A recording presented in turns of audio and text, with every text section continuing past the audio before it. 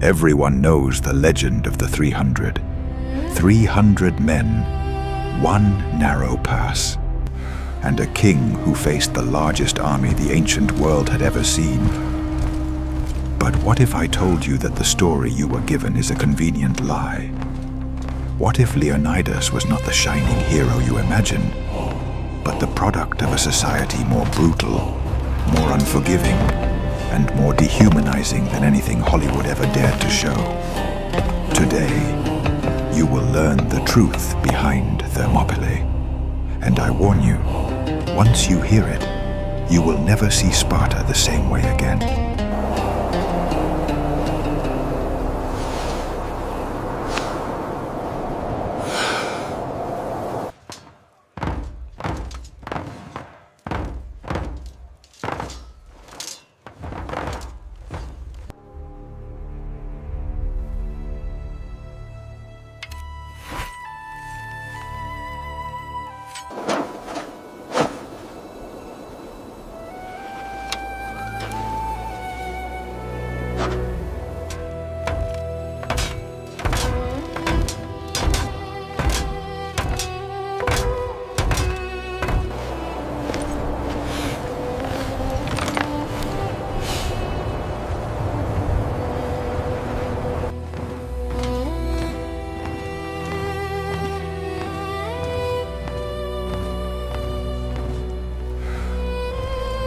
Leonidas doesn't begin his final march with glory. He begins it with silence. A king standing at the edge of his own city, knowing that the moment he takes the next step, he becomes a dead man walking. His wife watches him. His children cling to her robe. And he looks at them the way only someone who knows he'll never return can. Not with fear, not with regret, but with the weight of someone who understands that sacrifice is not noble. It's necessary.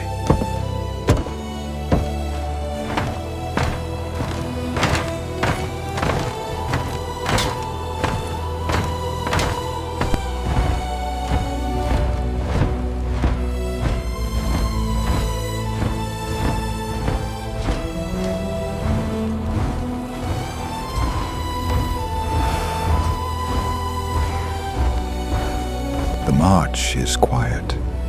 No songs, no speeches. Just the rhythm of sandals cutting dust and bronze armor, rattling in the cold morning air.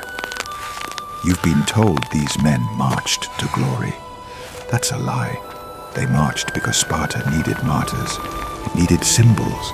It needed stories powerful enough to terrify its enemies and silence its own people. Every step they take is one step deeper into a death designed by their government.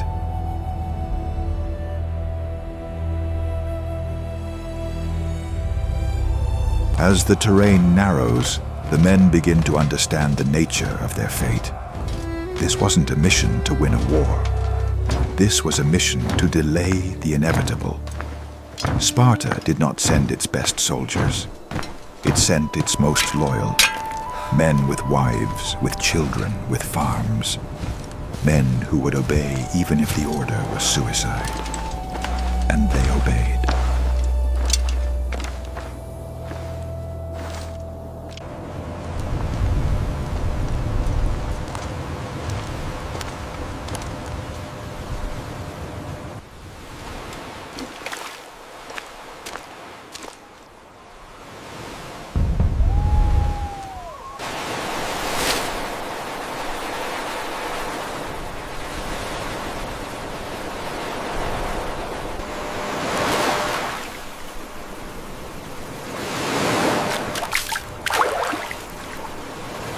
These tracks are fresh.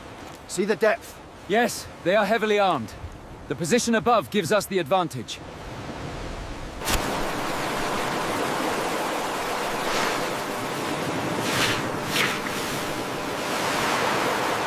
Thermopylae, the hot gates. A crack between mountains where even the sea seems to hold its breath.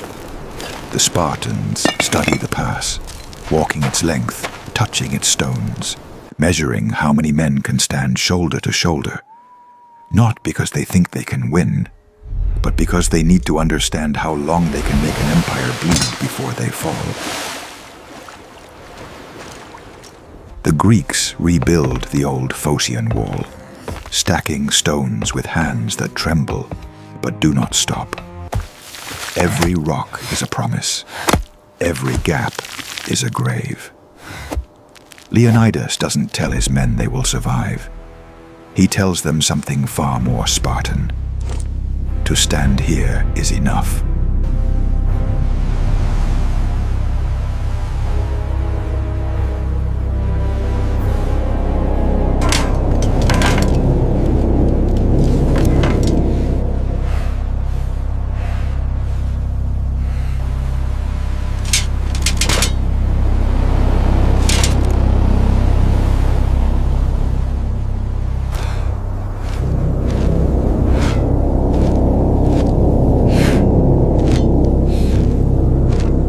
Then, the Persians arrive. Not hundreds, not thousands, but waves. Endless, dark waves of men, banners, horses, and iron. The earth vibrates with their march. The sea withdraws in fear. Even the cliffs seem to shrink under the weight of what's coming. This is not a battle. This is the collision of a hammer against a grain of sand. And yet, the grain does not move.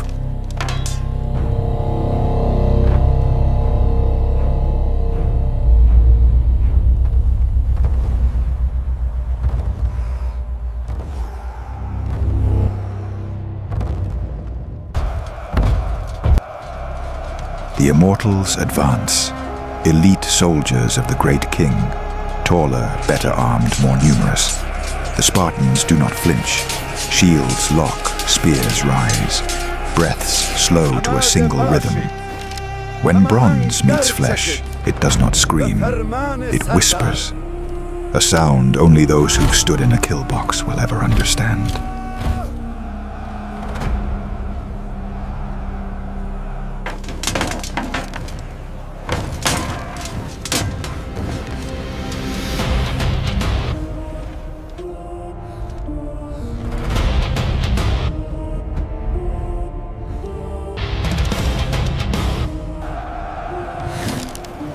You've seen movies where Spartans fight like superheroes.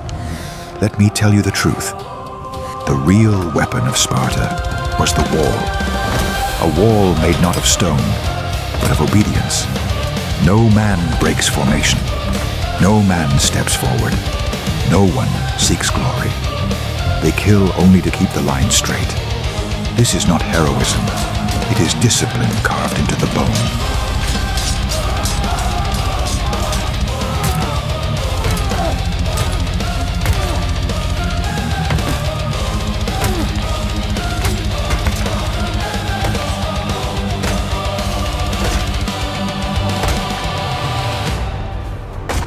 But even the strongest wall cracks when the sea refuses to stop. Bodies fall, armors dent, shields shatter. Persians climb over their own dead to advance. The Spartans push them back again and again. But every victory costs them another piece of themselves.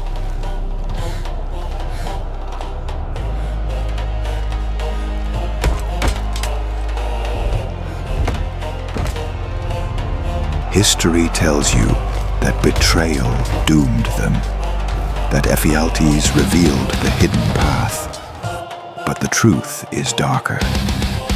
Leonidas knew the Persians would flank them long before it happened. He knew they were already dead.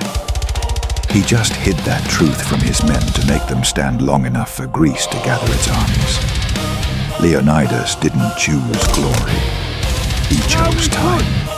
And time is the most expensive currency in war.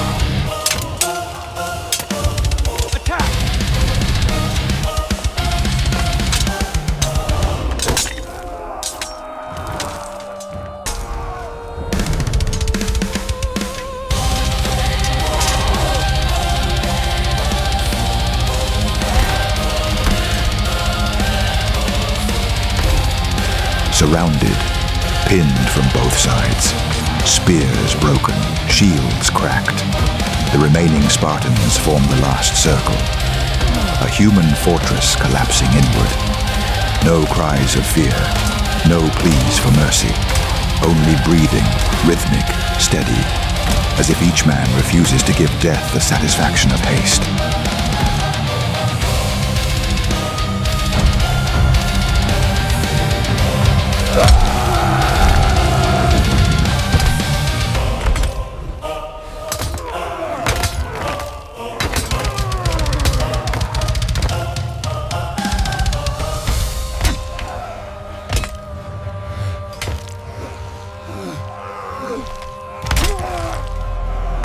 Leonidas remains in the center, bleeding, exhausted, but undefeated. He looks once more toward the sea, as if searching for the faces he left behind in Sparta. Then he lowers his chin. He raises what remains of his shield and faces the empire one last time. When the last Persian falls, Sparta doesn't gain a king. It gains a weapon, a story powerful enough to survive millennia, a myth sharp enough to be etched into history. But remember this, the legend of the 300 wasn't built on freedom.